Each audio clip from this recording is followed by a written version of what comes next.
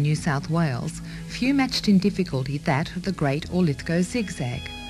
This line was planned as early as 1856 to link the area west of the Great Divide to Sydney, but the explorers who were sent out returned with discouraging views.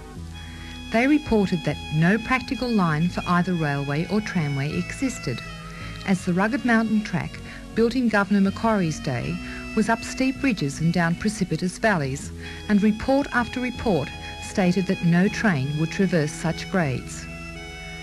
At the time, the Engineer-in-Chief of the New South Wales Government Railways was Mr John Whitten, a man of splendid vision and ability, and it was he who was faced with the daunting task of providing a route for the railway, negotiating the seemingly impossible descent off the western escarpment of the Blue Mountains.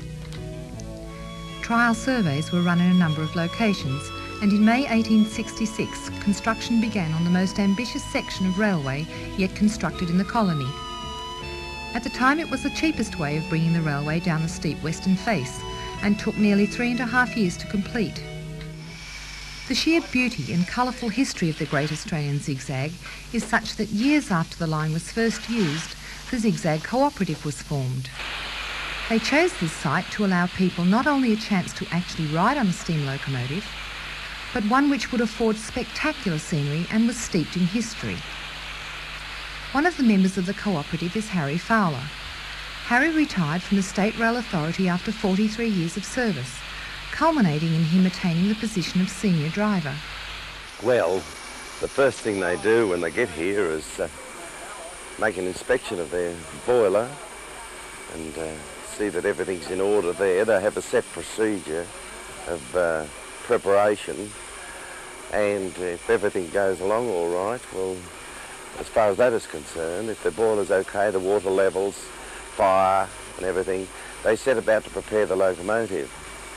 And of course the locomotive preparation involves roughly about 50 minutes in preparation complete.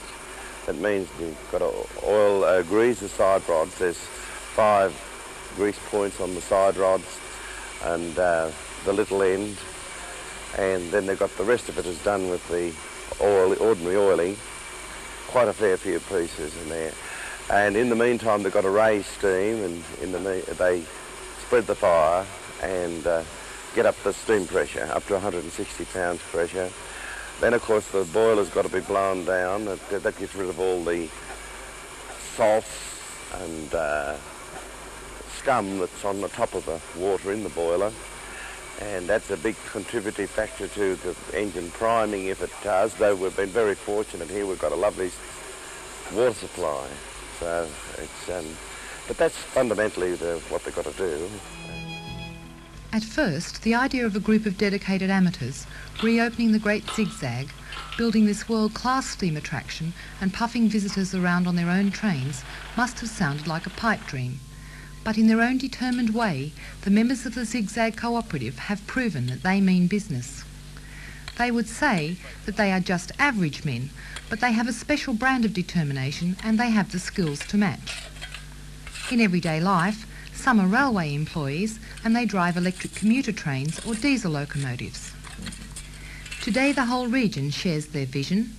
Each weekend, bodies softened by years behind desks come up to the Great Zig Zag for exercise that their early counterparts rarely did for fun. Hard manual labour that will blister even the toughest skin.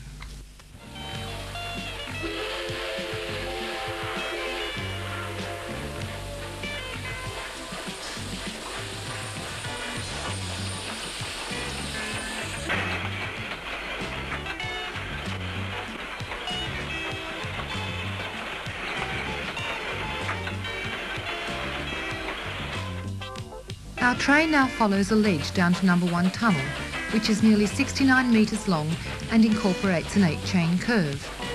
It is here inside the tunnel that the familiar sooty aroma sends that renewed sense of belonging through our bodies.